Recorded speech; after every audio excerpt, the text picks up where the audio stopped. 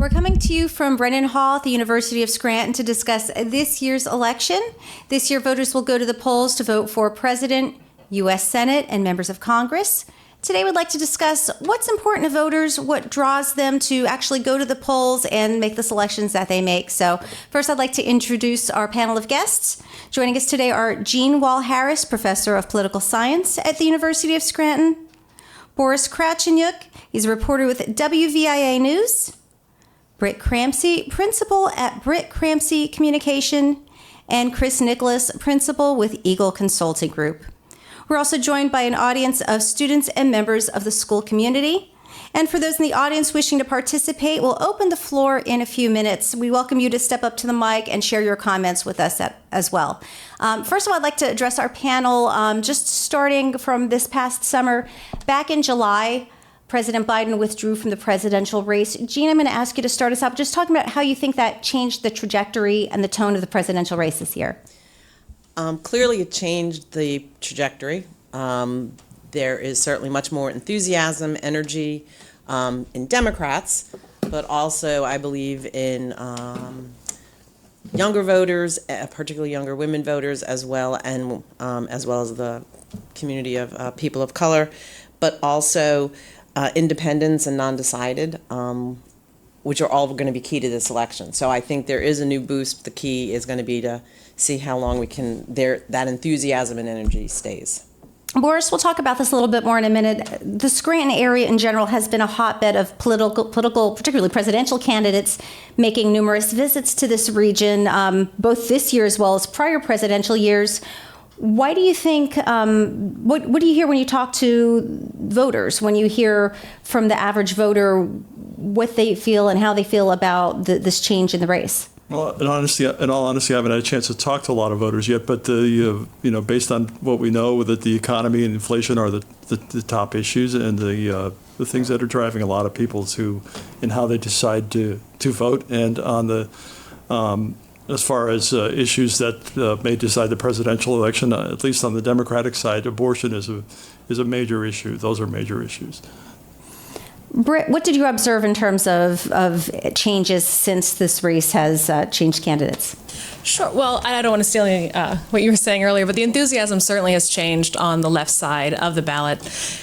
Before Biden dropped out, Democrats were going to turn up, particularly the ever-faithful presidential voters, but there was almost an apologism to it, acknowledging Biden's flaws, acknowledging that he's 1,000 years old, and apologizing for the debate performance, and apology, before we got to talk about the policy platform, or before we got to go into the negatives on Trump, of which there are so many. Now we have a clean, unburdened candidate that is ready to talk about the issues, and we don't have all of those apologies, so we're able to get to the issues. It's a much nimbler campaign. It is much more directed toward younger people who previously had only seen a Trump, Biden, or Clinton on the ballot, and they were not even generationally close to these people. So that has changed a lot about the way the campaign is communicating. And while the platform is not a ton different, the way that we talk about it is very different. Chris, your thoughts? Well, when Biden self-immolated politically and left, all my Democratic friends traded in their fake enthusiasm for him for what they tell us is real enthusiasm about Kamala Harris. So we have a 4-year cycle in politics in Pennsylvania. This is the busiest year. Next year is the slowest year, okay?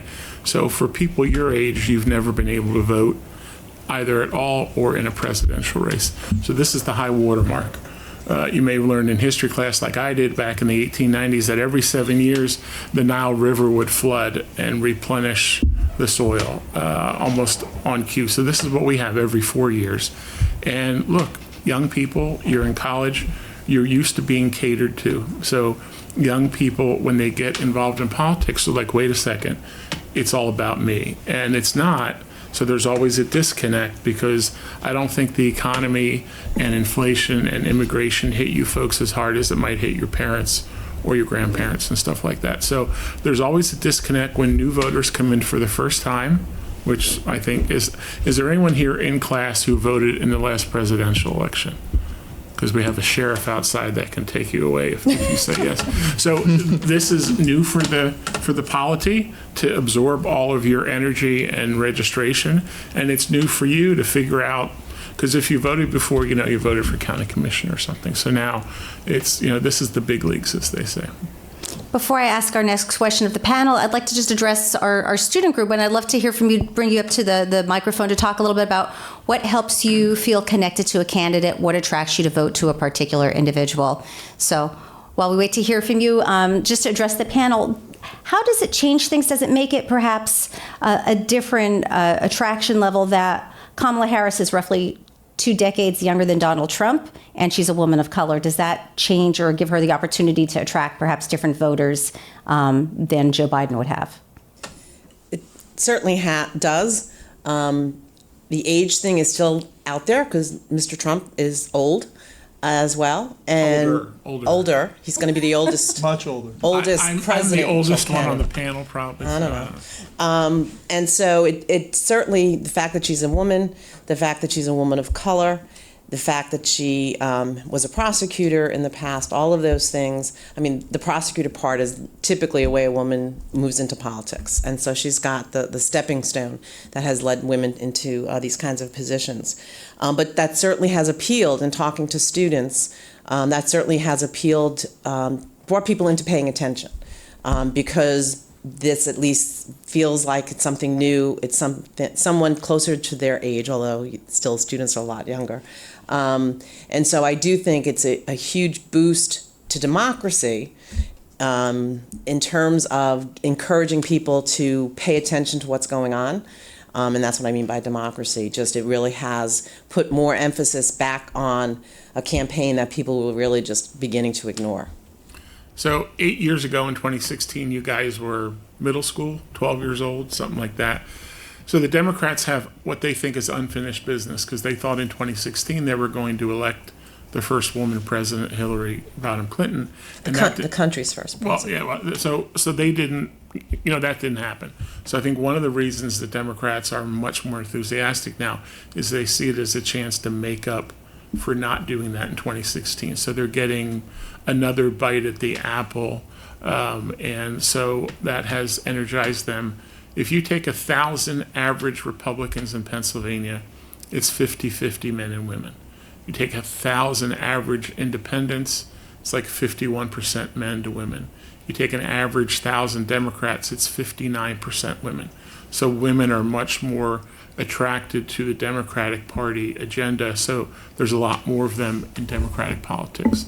So remember that next time someone talks about the gender gap, because there's often 2 gender gaps, but people only talk about 1.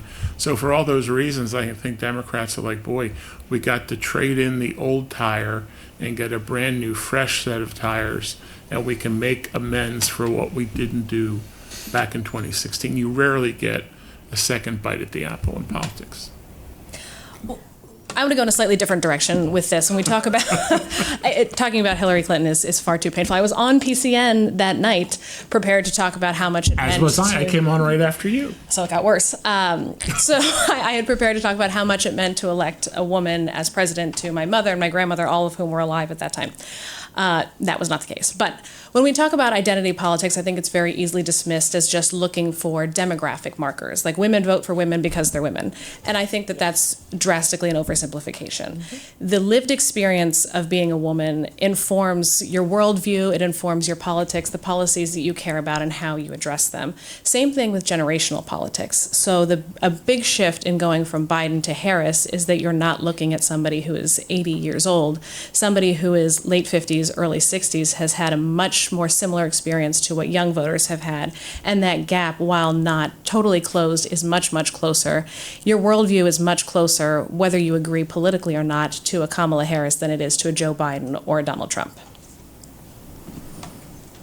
Kamala Harris is scheduled to appear in Wilkes-Barre tomorrow. We're recording this on September 12th, so tomorrow she's scheduled to be in Wilkes-Barre. Former President Trump was in Luzerne County over the summer. What is it about this region that makes it a hotbed for the presidential candidates in particular?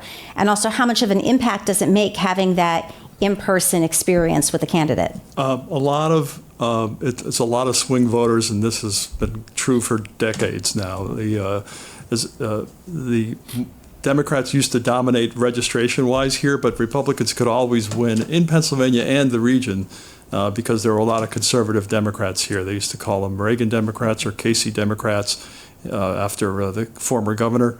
And that's still true, but the registration edge that the Democrats enjoyed at one time has really diminished. In Luzerne County, for example, where she'll be on Friday night, the registration is about even now. And only 9 years ago, there were 7 Democrats for every 4 Republicans.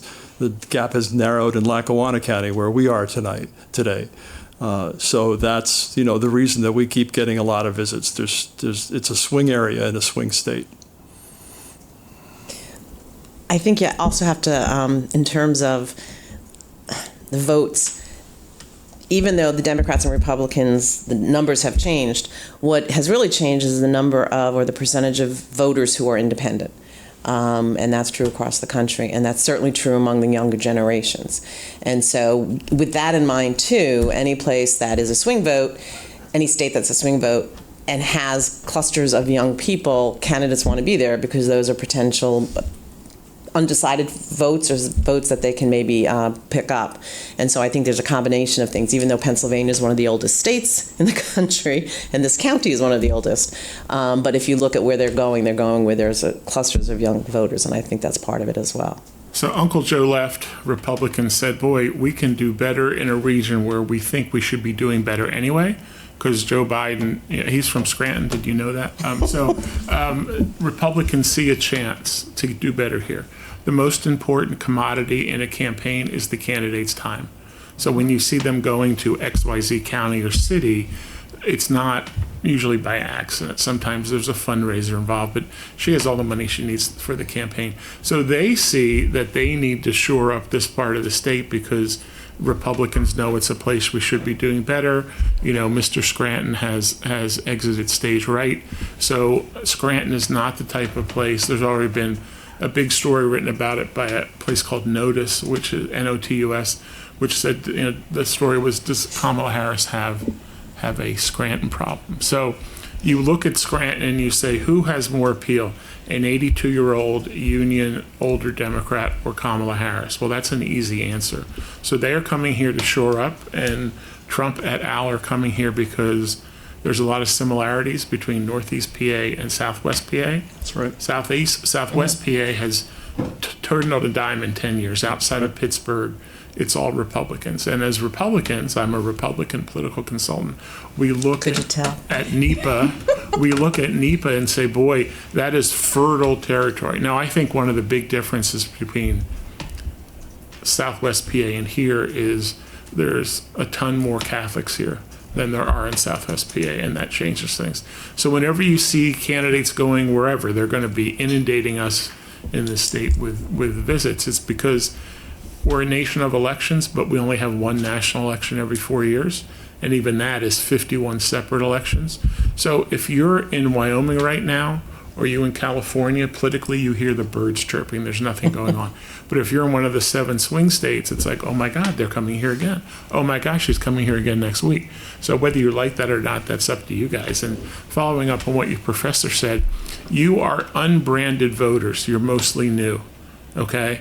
You haven't yet figured out that, most of you, I'm a Republican, I'm a liberal, whatever you are.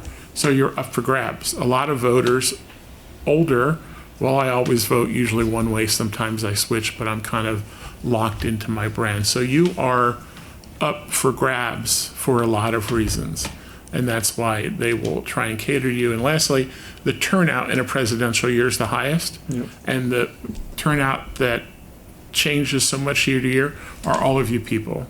So if you want to be taken less for granted in politics, you got to show up more, because people under 30 don't turn out that much to vote. Right. So we can afford to ignore you because elections are decided by voters, not people registered to vote. And if I can just add one thing, Chris suggested earlier that young people are all about themselves, and I think that if you're in the classroom on a regular basis, you'll find that many young people aren't. The issues they're concerned with are broader than themselves. And when you hear some of the questions from the students, you'll get a sense of that. But a lot of them are the same issues that most Americans are worried about: economic issues, housing, immigration. And so I think that the young voter is not given, the young person is not given credit often for their interest in politics. And while sometimes young people tend to lean where their parents were, the more they interact with other folks in their own social networks, this is the time when they may actually make those changes. And so candidates are catering to young people, but that's what candidates do. They cater to the voters who they think they can swing. But by catering to young people, maybe other than the student loan issue, they're catering to needs that most Americans have, I would say. So I'm going to stick up for the young people. I wasn't sticking down for them. I was just saying this is what I think. My worldview is you learn from your kids. My kids are 26 and 27, and they grew up in a split household, and Republican wife was a Democrat, and my kids, 2 boys, both gone different places. But my talking with them, I got to tell you, it's all about them. And I don't, they can be like that, that's fine. But I don't think they're going to decide their vote on Ukraine. I wish they would, because I think that's important. A lot of the feedback I get from kids that age, they are post-you, is, well, what about the Democrats are going to pay off my student loans? And things like that, which is fine. You're allowed to be selfish at this stage of life. So I was not saying that as a put down. Yeah, but they may decide it on Gaza and Israel. That is an issue that's really resonating among a lot of these college students, I think. Is there a lot of unrest at the University of Scranton? No, there has not been. I don't know. I'm asking that. There has not been. Okay. Because I would bet there are probably more religiously moored kids at this school than there would be at some random other college, right? I'm not sure how that fits with some of the topics the students are concerned with, but we can hear from the students. Let's move forward. I do want to hear from the students, and if you have questions for our panel, please approach the microphones once again. Following the September 10th presidential debate, Taylor Swift endorsed Kamala Harris. How much influence or weight does it carry when candidates appear with celebrities or receive such endorsements? I'm really skeptical of celebrity endorsements, and I think everybody here. How many people here are wearing friendship bracelets? Right? I taught him what a friendship bracelet was on the way up here, so don't be impressed. That's one. Okay. All right. I think we have to pay attention to some of those influencers. Taylor Swift is an influencer, but there's also influencers on the other side. We always have had talking heads, people who support candidates. It's a great band. She's just, yes, it is. Big shoulders. From our time. She also is someone who has a lot of fans. And if nothing else, she has already mobilized people to go out and register to vote. And you can't vote if you don't register. Whether or not they follow through is the key. That's right. But so, I think that, and with social media, those kinds of influencers have more clout than maybe they have had in the past. Maybe. I think in general, celebrity endorsements don't mean a ton because they're typically not surprising. If you are familiar with the celebrity, you can likely guess where their politics are. I think Taylor Swift is a unique case in a lot of ways. But her activism is so sparingly used. You don't see her out on the campaign trail very often. She's not someone like a George Clooney who raises money for Democrats all the time. She uses her voice when she feels that it's very important to do so. So she's not overexposed on this particular topic. So she posts her endorsement following the debate. 365,000 people go to register to vote for the first time. Whether they completed it or not, we don't know. They went to the site. We don't know. So we don't know if they completed the registration. We don't know if they're going to register. But that is a statistically significant number of people in an election that'll be determined by about 40,000 across 3 different states. Plus, she's a Pennsylvanian. She doesn't live here Berks now. County native. Exactly. So Taylor Swift. She's from Birdsboro. It's very specific Taylor Swift trivia. But he's not a fan. Quite clearly. Some of my family is from that part of the world, too. So that's the other part of the Taylor Swift specific endorsement is that there's a generation of unhappy white men who have been very dismissive of Taylor Swift and Taylor Swift's fans for a long time. And in 2018, Mike Huckabee was very vocal about this, talking about how all of her fans were 13 years old and who cares what they think. Those 13-year-olds are now 19 and they can vote this year. So I don't think that strategy is going to pay off. And, So you're telling me that Arkansas is in play now? I don't think Arkansas is. We can argue about Florida later. He's the former governor of Arkansas, whose daughter, who worked for Trump, is now the governor. Right. Is now the governor. I think we have a question. So Let's take our first question from the audience. Hi, yes. My name is Bailey Cornish. I'm a senior political science major from Frederick, Maryland. And you mentioned earlier the issue of student loans. So as a young voter, one of the biggest issues that's facing all of us in this room is the cost of attending college and taking on extreme amounts of student debt. And in the past 4 years, the Biden administration has taken steps to address this. So if elected, how do you think Vice President Harris will continue this legacy? But alternatively, if former President Trump resumes office, what changes do you think we're likely to see in terms of not just college affordability, but higher education in general? I think that Trump will not continue the policy because his constituency thinks that college kids who borrow money should pay it back, and that I don't think you'll see a program on the Republican side. I think Harris will try to continue what Biden's tried to do, but the courts may thwart that. That's been the trend so far. They've been thwarting it so far, and they keep going back for another bite at the apple, because think about who staffs and helps out Democratic candidates. They're basically, a lot more college graduates, That's right. which is great. So it's a way to, quite frankly, buy off the people that work for them using taxpayer dollars. Now, it may be different for you folks because you're just getting into college, but someone who's 24, no one held a gun to their head to take out loans from themselves or their parents. My kids owe tens of thousands of dollars of student loans. So if someone magically waved a wand, that would be helpful to my family. But I don't think it's right to charge people who didn't go to college or took a different path in life to now have to pay off loans that you took out in good faith. You're adults. You're, I guess, most times 18 when you take out loans, right? You sign that piece of paper or electronically now, whatever it is. So you know what you're getting into. So I don't think you're entitled to that. In presidential years on both sides, it's oftentimes figuring out new ways to give things to your favored groups. So that's age-old in politics. It's not new. That's why George Washington warned against what he called factions. And remember, he said he's a Republican political consultant, so. In case we were getting confused here. Yeah. There are so many problems with student loans. 18 is hardly a fully formed adult to sign a loan for up to $400,000. These companies have a history of being incredibly predatory, increasing your interest rates, and you're in a situation when you're 24, 26 that you didn't see coming when you were 18, and to expect you as an adult at that point to make that decision is very difficult.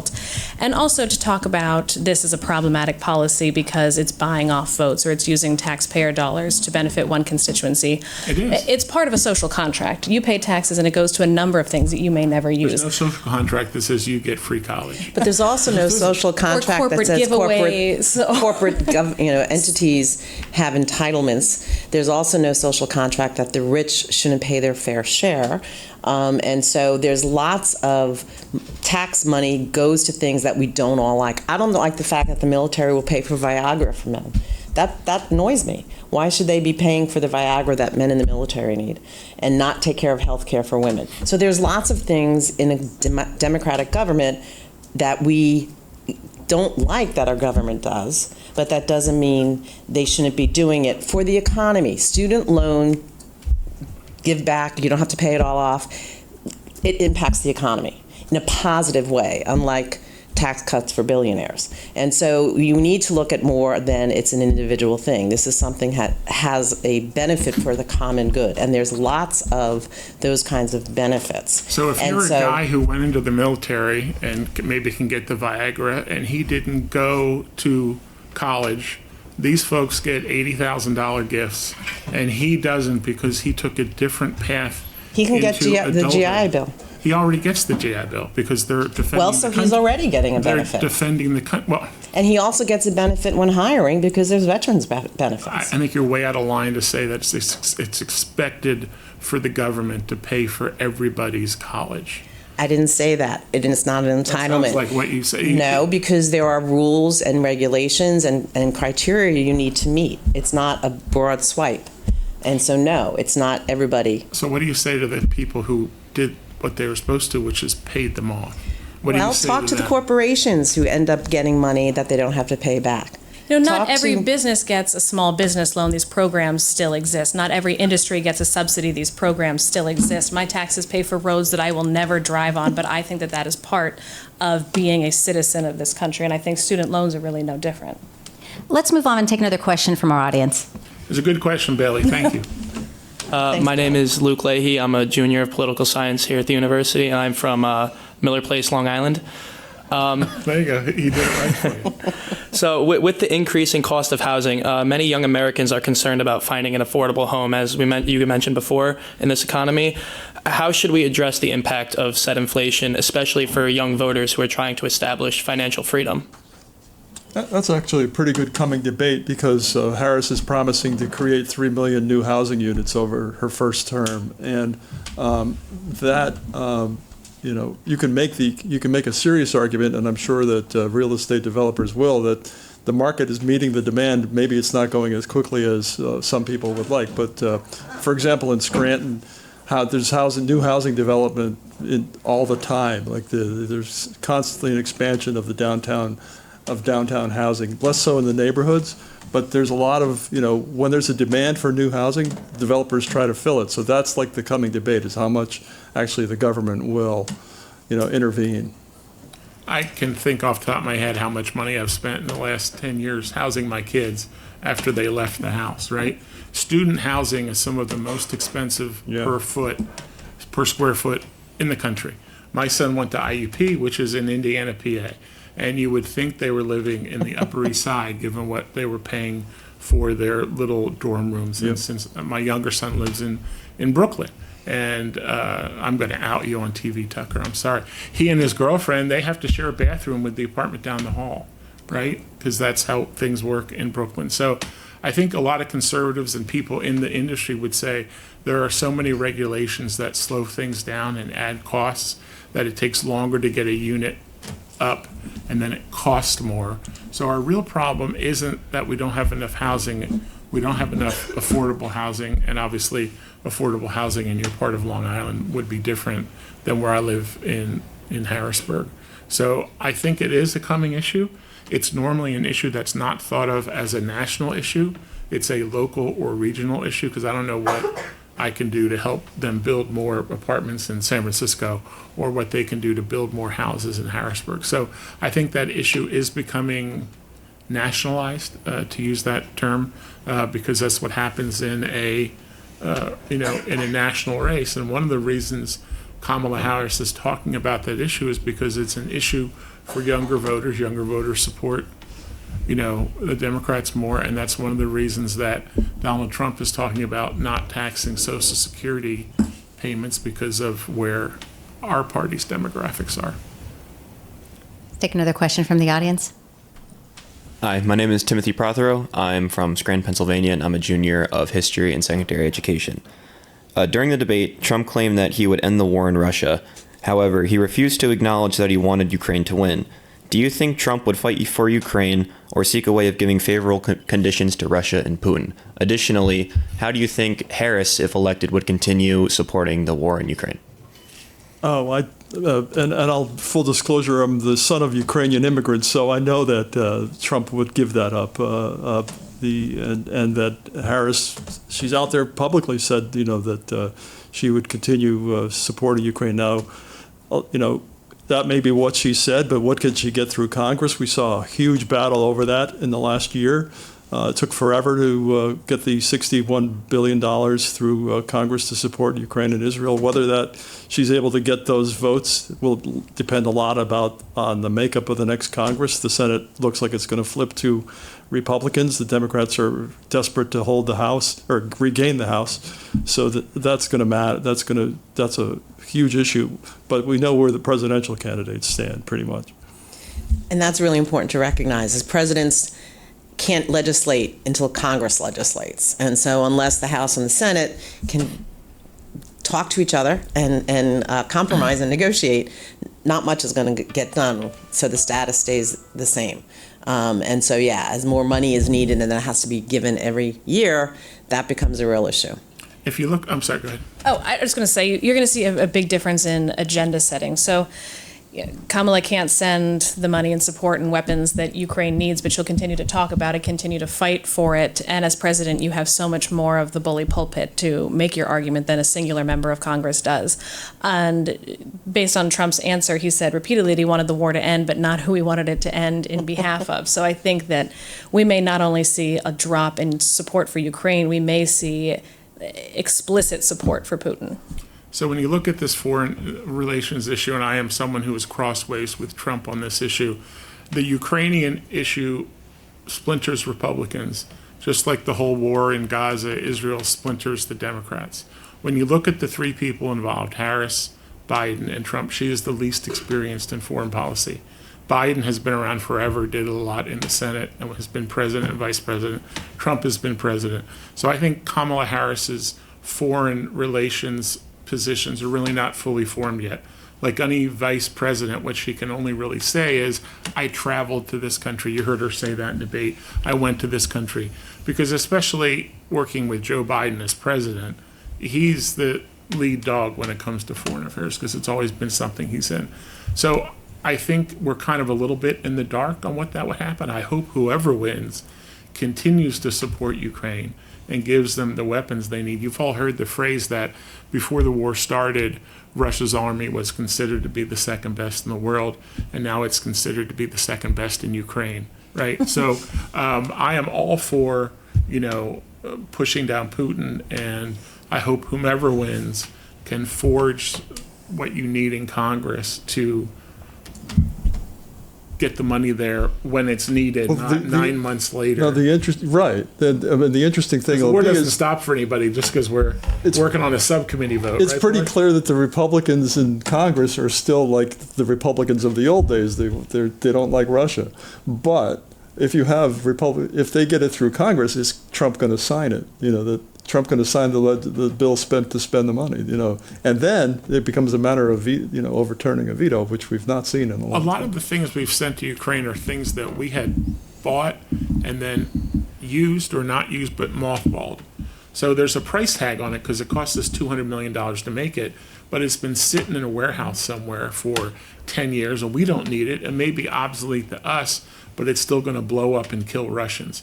So when you send it over, what cost do we incur? We've already paid for it. You have to pay for shipping, right? It's like Amazon Prime. You don't get free shipping. So I hope again we figure out a consensus and are saying, look, let's keep Putin at bay because he's not going to stop with Ukraine. Our next question from the floor. Hi, Jackson Morris, sophomore political science student from Lincoln University, Pennsylvania. This upcoming election is arguably one of the most polarized elections voters in the United States have faced, whether with either major party candidate feeling very far away from the counterpart.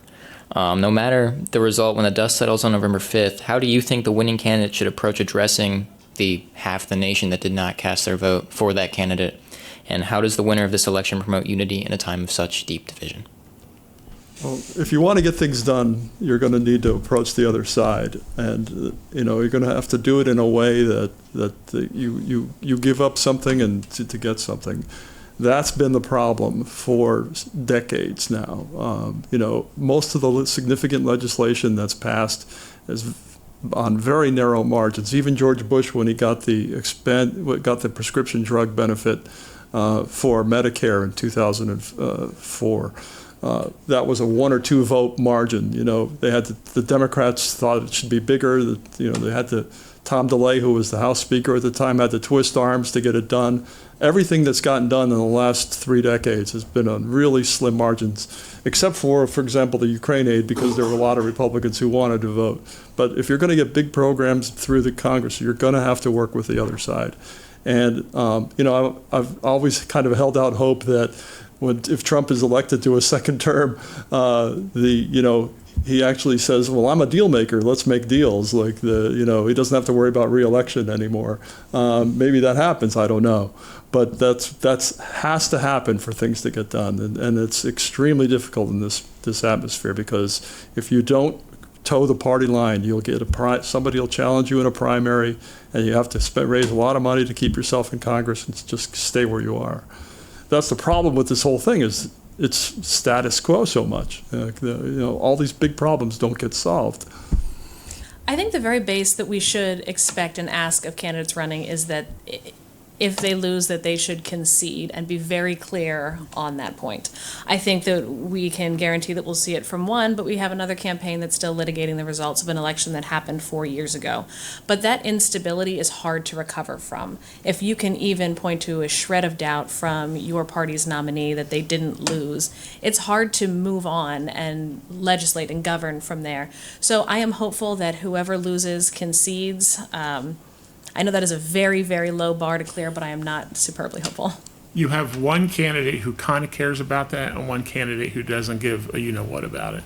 So I think it will be a very different reaction, depends on who wins. Secondly, it will depend on how close the race is.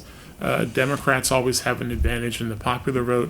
Republicans have an advantage in the electoral college vote. So I think we're headed towards another election where the Democrat wins the popular vote, and then who wins the electoral college vote is what's in play. So how close is that? How long does it take to figure out?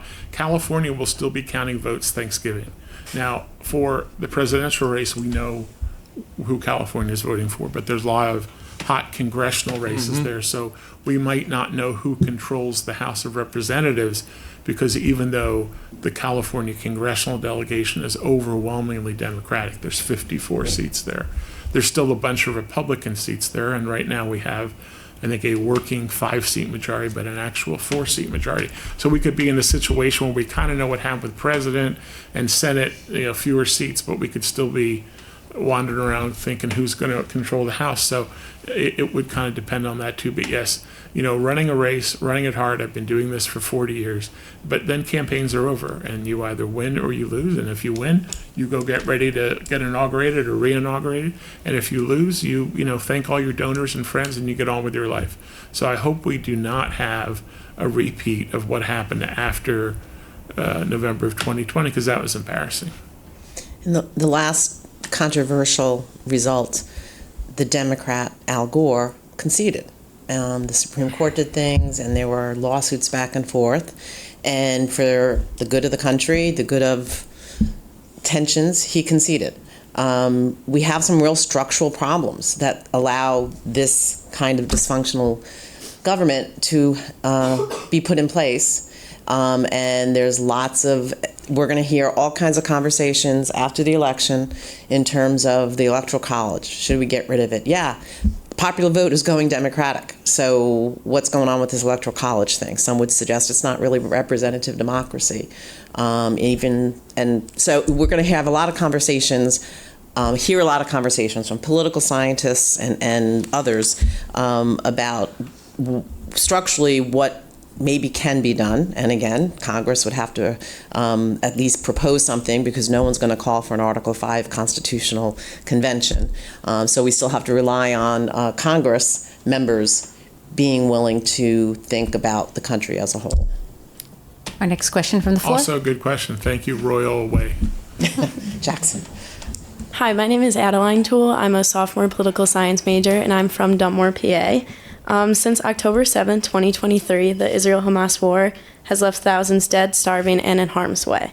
The Biden administration so far has not been able to get Hamas or Netanyahu to settle on a ceasefire or peace. What can each party do to try to maintain the peace, send aid, and help the innocent citizens suffering? Is there a possibility for a two-state solution, and what can each candidate do to work with Congress to solve this? I think they do need to work with Congress to solve this. It's hard to get Netanyahu and the Israelis to say, please have a peace with the people who invaded you in an uncalled for way, killed 1,000 people, and still are holding however many people hostage. So that's a tough situation for anybody. Secondly, the politics in Israel is he is the leader of a coalition minority government. They have a parliamentary system of government there, so there's 7 or 8 parties they have to deal with. And the people that give him a majority are the ultra-Orthodox, very hardline parties that maybe only have a couple seats in their parliament, which is called the Knesset. So he has to cater to them more than their electoral oomph would say so, because otherwise his government goes away. In terms of helping them, I think it should be like Ukraine. What do you need? Do we have it? Can we afford it? Okay, here you go. The Israeli Army, Navy, Air Force, whatever, is one of the best fighting units in the world because they've had to be. The problem with a two-state solution is like Jackson's question. You know, if you have one candidate who doesn't care if the country comes back together, then guess what? It's not going to come back together. With the two-state solution, you have a lot of people who don't want a two-state solution. So people like us, calmly sitting here in an auditorium, can have the wherewithal to talk about a two-state solution. But when you're getting bombed or having to worry about getting blown up, it's not top of mind. So look, that place has been on a razor's edge for 1,000 1948. Yeah, forever, right? So I don't think it's going to change any, but to me, Israel's one of our closest allies. They're a multi-party Democratic majority. Everyone there has rights, whether you're brown, black, white, whatever. You can't say that about any other place in the region. There's also religious freedom, and it's also a free market economy. So for all those reasons, I think we should help them out.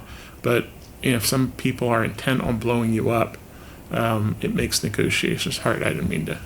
Palestinians in Israel don't have the same rights as others in Israel, and Palestinians who are in Yes, the home, they do. the They home. have freedom of religion, freedom of movement, as long as they don't blow people up. What's on Professor. paper and what gets implemented is always different, and so the reality of life is different.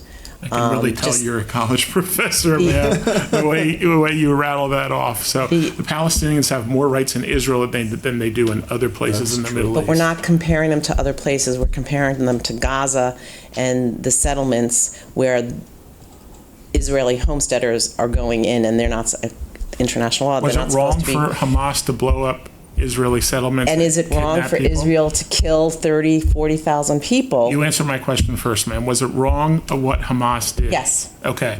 I think the response has been a little heavy-handed. Yes. But it will work itself out.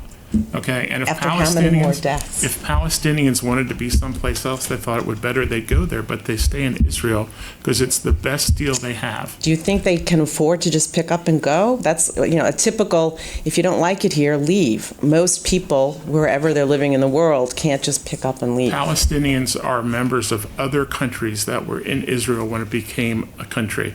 The other Arab countries did not let them back in. That's when they became Palestinians. They're all something else. They're Jordanians, they're Saudis, whatever. So those other countries could say, come on back. They don't do that. They fund them to keep the status quo rather than having them come back into Egypt or Jordan or Qatar or Yemen or wherever they were originally from. Which means they don't have the option to just leave. Let's take a break and move on to our next question from the floor.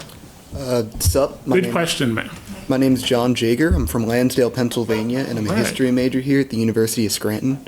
My question is, we've seen since probably the early 2010s a growing sense that America should return to its splendid isolation and leave behind foreign entanglement. This can be seen in everything from the withdrawal from Afghanistan to our funding of Israel and Ukraine. Do you think that this is a path that would be advisable for America to follow in the future? No.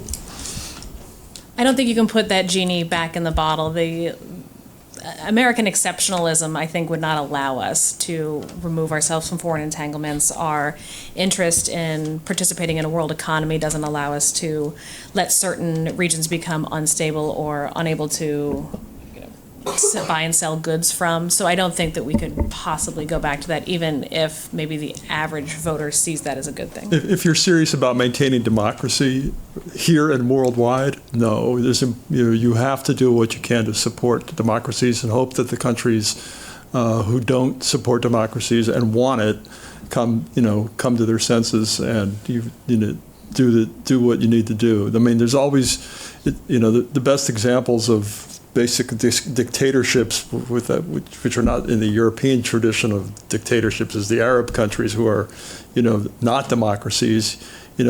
Whether they work or not is debatable, but they're at least stable for the most part. But when you get dictators like Putin and Viktor Orban and people like that, the guy in Venezuela, that's asking for trouble. So I'm sorry. Go ahead. No, the Russians and the Chinese are not good faith actors. Yeah. So when you look at who has the wherewithal to patrol the world, it's us, Russia, China, and to a lesser extent, United Kingdom, Great Britain. So if we don't do it, who will? And one of the reasons you do that is to establish the best type of trade system you can in the world. And the United States, selfishly, we benefit from better trade because we have a better set of values and systems and transparency here to take advantage of that. So it's to our benefit to kind of keep that, right? But it ebbs and it flows. You're right. It goes up and down. One of the reasons World War II was so bad is because the U.S. went into a state of isolationism after World War I. We thought we had it bad. Of course, Europe was 10 times more damaged than we were in terms of casualties and everything. So it kind of ebbs and flows. And what we're seeing now are the two parties kind of morphing from one to the other on that issue. That's what I see anyway. Next question from the floor. Hello, my name is Billy Gardner. I'm a junior political science major from Cheltenham Township, Pennsylvania. Cheltenham, all right, Billy. Yeah, somewhat tangentially related. You may know that's Cheltenham High School is actually the high school that Benjamin Netanyahu attended in America. One more question around the situation in Gaza, kind of limited to how it may impact our elections. In the debate a few days ago, there sort of seemed to be a consensus that Vice President Harris, at the very least, held her own, and in some cases may have come out on top. But one of the few areas of criticism that she seems to have faced is her answer to how she would have dealt with the situation in Gaza, as she first reaffirmed that Israel has a right to defend itself before going on to say that there should be a two-state solution and continued work on a ceasefire agreement. My question to you is, how do you think do you think there's any chance that answer may turn away any independent, undecided, or even maybe Democratic voters who may have more sympathy towards Palestine? Yeah, I think that's something to be concerned about. The uncommitted voters that voted that way in the primaries were of significant numbers in states like Pennsylvania and Michigan, states that are must-wins for Kamala going into the Electoral College here in a few weeks. I think there's actually very little room between Trump and Kamala on this issue, which is not appealing to the far left of the Democratic Party. But if you look at the whole package of voting for Kamala versus Trump, I think she still comes out on top with this leftist faction that is more unhappy with that answer. So ultimately, I think if their approach is to the candidate as a whole, instead of voting single issue, which I respect and can fully understand on this issue or a number of others, I think she's going to bring some of those people home in November. In the presidential race, the Jewish vote is about 2-1 Democratic. Jews are just culturally more likely to be Democrats, all things being equal, than Republicans. So Republicans up and down the ballot see an opportunity to expand their share of the Jewish vote, given what we've all talked about here for the last 15 or 20 minutes. So whether that comes to play, I don't know. But like I said, the Republican Party is torn apart when it comes to Ukraine. The Democratic Party is torn up when it comes to Israel and Hamas, because all those people protesting at Penn and everywhere else, not registered Republicans, not Republican volunteers and stuff. They were basically people your age who are much farther to the left. We have a very popular Democratic governor who many people think got torched in the vice presidential process because of his particular stand on that issue being very forceful for a Republican, let alone for a Democrat. So it's a hot button issue here. Republicans see it as an opportunity. Democrats are like, wait a second, the Jewish vote is our vote. That's traditionally how it has been.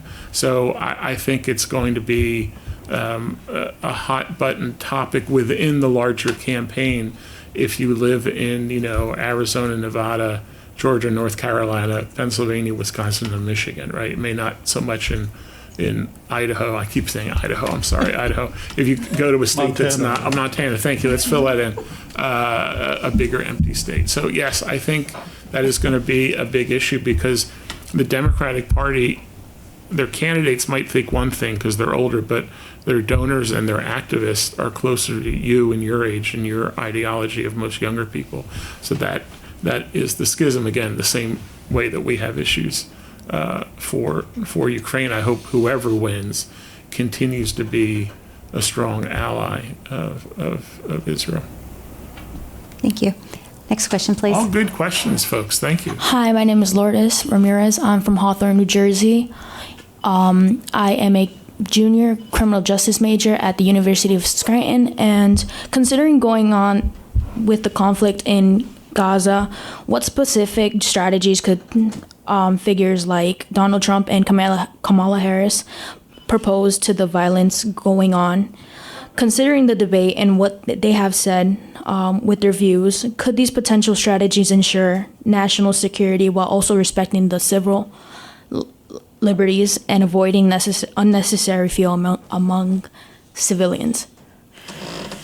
I think looking at the debate, that if they have another debate, some questions I think were really, well trotted, but I don't think that issue was. So I think it would be worthy of another question, and if there's another debate. And the vice presidential debate is October 1st on CBS. I don't know what day of the week that is. You guys have Monday. calendars. So what happens in times past, there would be a presidential debate, the one VP debate, and then 2 more presidential debates.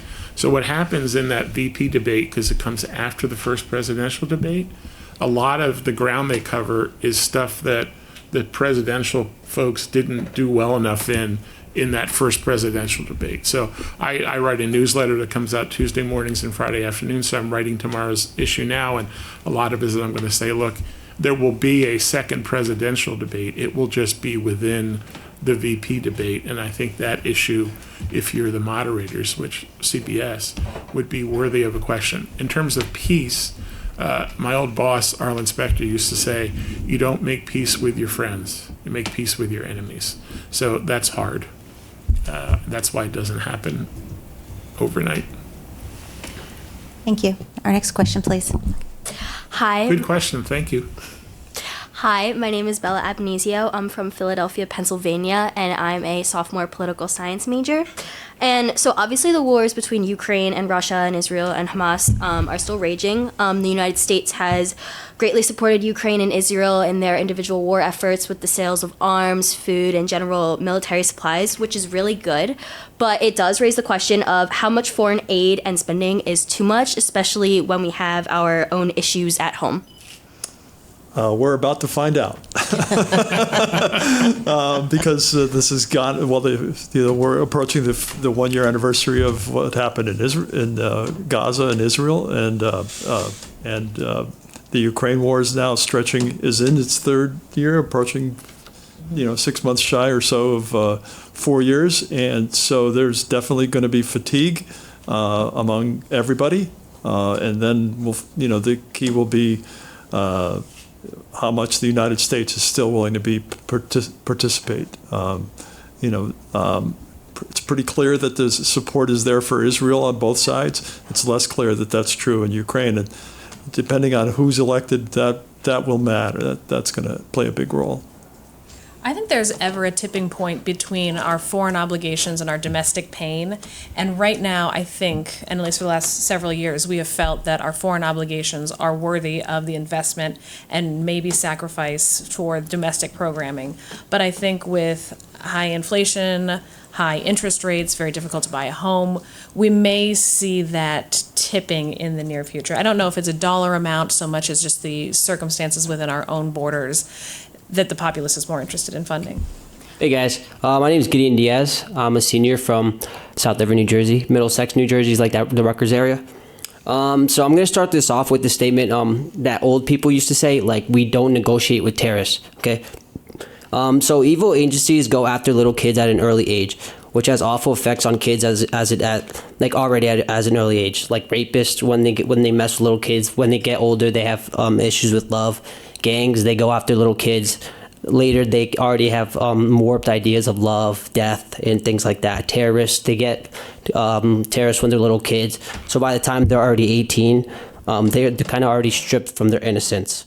So how can we develop a system where you can step in and stop these things from happening to people before they turn 18? Whether it's at a local level or international, whether it's just gang people, terrorists, or anybody who's been raped around you. How can we help them without feeling like you're putting yourself and your family's life in danger? And also, how can we manage realism and liberalism when it comes to play on the international playground? Thank you. Those are all stellar questions you had. At no point in our history have we devoted a higher percentage of our resources tax money, et cetera, to fighting all those scourges that you talked about. And unfortunately, it's still not enough, right? There's no government program that will magically change human behavior and take evil out of the world. So a lot of those things you talked about really come from, there are evil people doing evil things in this world, unfortunately. And I think one of the things we've learned, probably in the last 20 years, is that it's not things that happen in just one type of neighborhood or one type of town. Those sorts of terrible things happen everywhere, whether the person's, on welfare or makes $2 million a year. It does not seem to make any difference. So that's what makes it harder, because it's hard to pin down.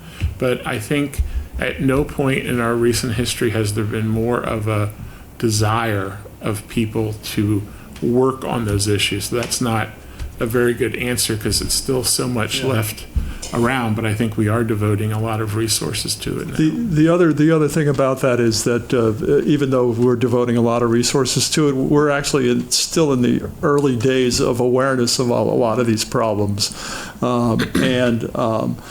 and people don't like to hear it because, especially on these kinds of issues, there's a real sense of urgency to solve them.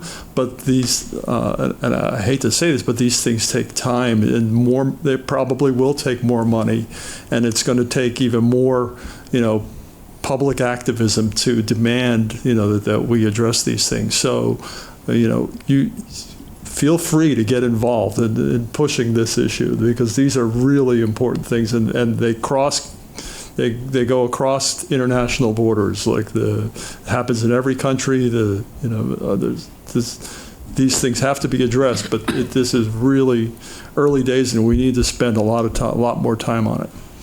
And part of the problem is, historically, some of those concerns were seen as private matters because things were happening within families and small communities, and it's relatively recent that we recognize this is a public matter and the government has to get involved. We also have a criminal justice system where, yes, it happens in all communities, but it's in lower income communities where getting a good lawyer, both for victims or people accused, is very different than wealthy communities. And so we've got some real criminal justice system problems to address this. So it's a new area, unfortunately, that our governments are getting involved in, and it really will take changes in community attitudes. People have to keep watch for each other. I mean, that's an old-fashioned, it takes a village. Thank you, Hillary. But it also takes a deputy undersecretary. The eyes of everybody else has to be paying attention to this.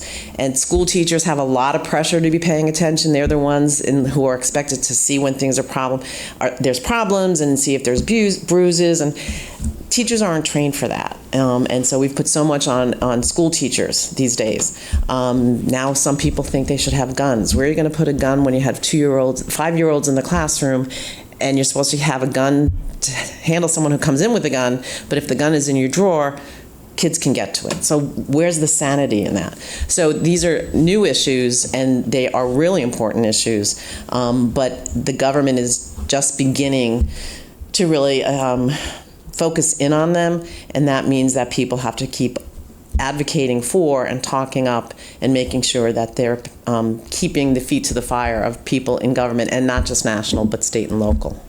I think this is a slow progress of change, and I think that the more power that women have, the more safety that children and families have. So until very recently, women couldn't own a credit card or open their own checking account, and that makes them unable to leave a violent situation or a dangerous area and take their children with them. So that is still new. As women gain more power, more money, more influence over themselves and their bodies and their families, they're able to better protect their children.